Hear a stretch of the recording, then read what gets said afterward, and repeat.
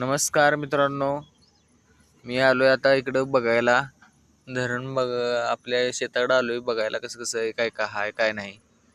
माझ्या आईने सांगितलंय गरिबागत राहायचं, पण समोरच्याला एकत घ्यायची ताकद ठेवायची. मित्रांनो, कष्ट केल्यानं काही कमी पडत नाही. इकडं बघा कसं हिरवळ हिरवळ रान आहे. भाजी बिजी आहे, या कधी तर खायला मस्तपैकी जेवण करू.